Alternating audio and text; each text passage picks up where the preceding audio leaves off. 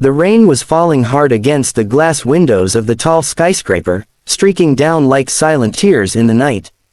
Inside the top-floor office, where wealth and power usually spoke louder than emotions, a man sat alone, staring at a desk piled with contracts, numbers, and achievements that should have made him feel complete. But they didn't. He was a CEO who had everything money could buy: private jets, penthouses, luxury cars, yet when the night was quiet and the world seemed to fade away, loneliness gnawed at his soul. His heart was a mansion of locked doors, each one carrying memories of betrayal, loss, and pain. He told himself he didn't need anyone. He told himself love was a distraction. And he believed it, until one rainy evening, when a little girl with wide, tear-filled eyes and trembling hands clutched at his sleeve and whispered words that would shatter the walls around his heart. "I don't have a papa, can you be my daddy forever?" Before we continue, dear friends, if you believe in kindness, in second chances, and in the power of love to heal even the loneliest hearts, please take a moment to like, comment, share, and subscribe to Royal Stories. Your support helps us bring more stories that touch the soul and remind us of what truly matters in life. The man's name was Adrian Cole. To the world, he was a giant in business, a powerful, untouchable CEO known for his ruthless decisions and his ability to crush competitors without hesitation. But behind the polished suits and sharp eyes was a man who had once loved deeply and lost everything. Years ago, Adrian's fiancée had walked away, leaving him broken. He had buried himself in work, convincing himself that emotions were weaknesses he couldn't afford. His days became filled with meetings, his nights with silence, and his heart, though still beating, had long forgotten how to feel warmth. On that stormy evening, however, fate played its hand. Adrian was on his way out of the office when he saw her, a tiny girl, no older than 6, standing in the lobby with a soaked dress and clinging to a ragged stuffed bunny. Her hair was wet, plastered against her face, and her lips quivered as she tried to appear brave. The guards looked confused, the staff whispered, but no one moved.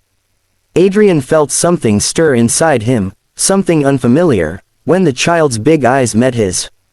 She walked toward him, her small steps echoing in the marble hall, and before he could say a word, she spoke with the most fragile voice he had ever heard. Her mother had passed away a few weeks earlier. She had been left in the care of distant relatives who treated her more like a burden than a child. She had run away that night, clutching her bunny, searching for safety. And by some unexplainable twist of fate, she had wandered into the skyscraper that belonged to Adrian. She didn't know who he was, didn't care about his money or his power. To her, he was just a tall, serious-looking man in a dark coat who looked lonely, almost like she felt. That was why she asked him the question that froze his entire world: "Can you be my daddy forever?" Adrian's life changed in that single moment. At first, he wanted to refuse. He wasn't a father. He didn't know how to love anymore. He told himself he didn't have space in his life for a child. But the little girl, whose name was Lily, refused to leave his mind. He found himself checking on her, making sure she was safe. He tried to maintain distance, but her innocent laughter began to echo in the corners of his heart that had long been silent. Slowly, without meaning to, he became her protector. He bought her food, made sure she had warm clothes, and for the first time in years, he came home not to an empty penthouse but to the sound of small footsteps running toward him. But with love came challenges. Society questioned him. Business partners whispered that he had gone soft. Some relatives of the girl tried to take advantage, threatening legal action to drag her back for inheritance reasons. Adrian, once ruthless in the boardroom, now fought battles not for wealth but for the right to keep Lily safe. The courts didn't trust a single man with no history of family to raise a child. They doubted his ability to love. Adrian found himself terrified, not of losing his empire, but of losing the little girl who had become his reason to breathe. Lily, despite her age, understood more than she should have. She saw his fear, saw his pain, and one night when he thought she was asleep, she crawled into his arms, placed her tiny hand on his chest, and whispered, "You don't have to be strong all the time. You already are my daddy. Forever. It was then that Adrian broke down, letting years of pain and loneliness pour out in tears he had buried behind boardroom walls. That night, he promised himself he would fight the world if he had to. Not as a CEO, not as a powerful man, but as a father. The journey wasn't easy. He learned to braid hair, to sit through school plays, to make pancakes that always came out slightly burnt. He learned that love was not about perfection but about presence. Lily healed wounds in him he didn't know existed, teaching him that family was not always bound by blood, but by choice, by love, by sacrifice.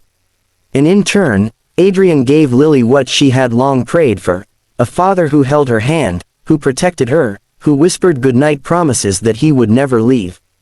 Years later, people still called him a cold, ruthless CEO, but those who saw him outside the glass towers knew the truth. They saw the way his hand always reached for the small hand beside him. They saw the way his eyes softened when she called out, "Daddy." And though the world knew him as a man who had conquered industries, Lily knew him as something far greater, the man who conquered her loneliness. And perhaps, in the end, it wasn't the CEO who saved the little girl. It was the little girl who saved the CEO. Dear friends, if this story touched your heart, if you believe love can heal even the deepest wounds, please don't forget to like, share, and subscribe to Royal Stories. And most importantly, leave us a comment. We'd love to know what part of this story moved you the most. Special request. Comment below with the word forever if you believe that true family is chosen by love, not just by blood.